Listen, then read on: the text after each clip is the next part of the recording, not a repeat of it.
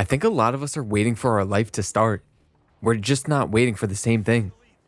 Some of us are waiting for more money. Some of us are waiting for the right person. Some of us are waiting for the job we actually want. Some of us are waiting to finally feel confident enough to do what we've been thinking about doing for years. And some of us are just waiting for life to feel different. But here's what scares me. You can spend years waiting for that moment and never realize you are already living your life. So what are you waiting for? I think most of us have some version of the word when. When I have more money, when I get in better shape, when I move out, when I get the right job, when I figure out what I want to do, when I meet someone, when I become more confident, when things finally calm down, then I'll start. Then I'll travel, I'll create, I'll take risks, I'll enjoy myself, I'll become the person I've always wanted to be. And there's nothing wrong with wanting those things. There's nothing wrong with wanting your life to improve. The problem is when becomes your excuse to not live now. Because waiting feels harmless. That's what makes it so easy. You don't feel like you're making a bad decision. You're just waiting. Waiting until you're ready. Waiting until you have enough money. Waiting until you know what you're doing. Waiting until the timing's better. And while you're waiting, nothing really has to change. You don't have to risk failing. You don't have to find out whether you're actually good at the thing you've been dreaming about.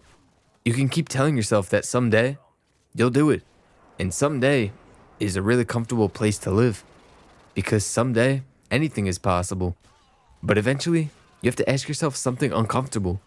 What if someday never looks the way you imagine? What if you keep waiting for the perfect circumstances and life just keeps moving? 5 years go by, then 10, and you're still waiting for the version of yourself who finally feels ready. I think that's one of the strangest things about getting older.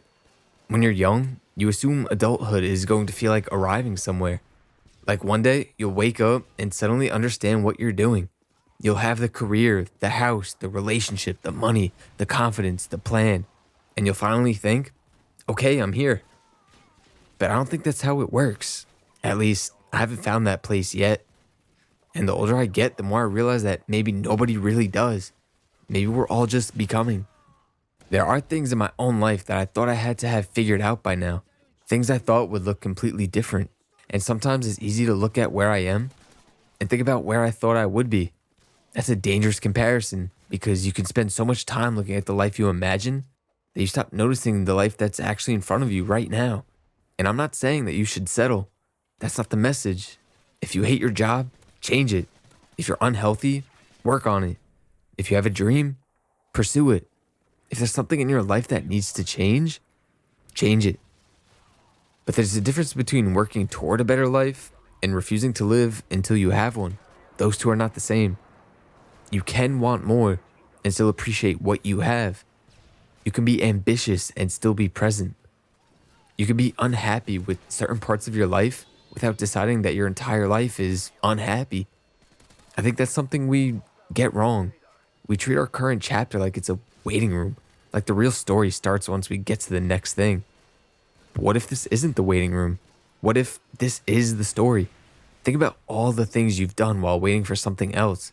The random conversations, the people you've met, the nights you stayed up too late, the mornings you didn't want to get out of bed, the trips you almost didn't take, the hobbies you started, the mistakes you made, the people you loved, the people you lost, the things you learned about yourself. None of that was filler. That was your life. And maybe that's why looking back can be so strange, because there are entire periods of your life that you didn't appreciate until they were over. You thought you were waiting for something better. Meanwhile, you were creating memories. You were becoming someone. You just didn't know it yet. I think about the version of myself from a few years ago. There are things about that person I don't miss. There are things I'm proud I changed. But there are also things I wish I could tell him. I'd probably tell him, stop worrying so much about becoming someone else. You're already becoming someone. Every decision you're making is shaping you. Every day you're choosing a direction. You don't need to have the entire road mapped out. You just need to stop standing at the beginning, waiting for certainty. Because confidence doesn't usually come before you start. It comes from starting. You don't become disciplined and then take action. You take action and slowly become disciplined. You don't wait until you're fearless to take the risk. You take the risk and discover that you can survive being afraid. You don't wait until you know exactly who you are. You live and eventually start to find out. And maybe that's why the idea of still building means so much to me. Building something is messy. You don't look at a half-finished house and say, this is a terrible house. You understand that it's unfinished. But we don't give ourselves that same grace. We look at our lives halfway through the process and wonder why they don't look finished. Maybe you're not behind. Maybe you're just in progress.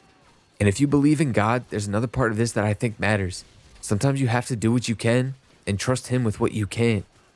You don't have to know the entire plan to take the next step.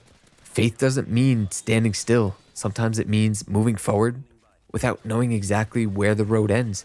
So maybe the question isn't, when will my life finally start? Maybe the better question is, what am I going to do with the life I already have?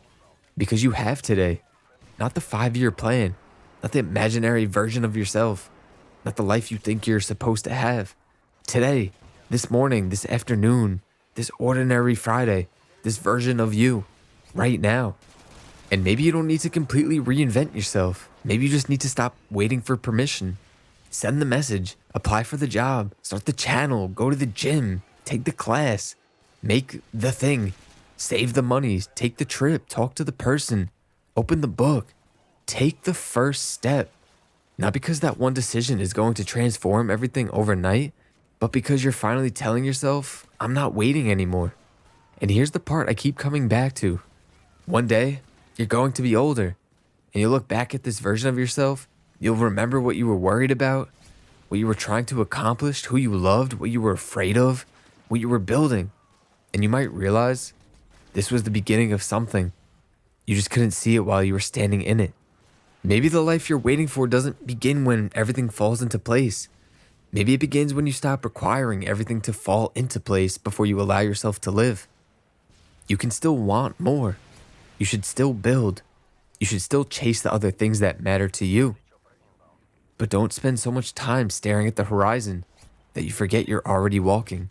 Because eventually, someday becomes yesterday. And the life you kept waiting for was being built inside all those ordinary days you thought didn't count.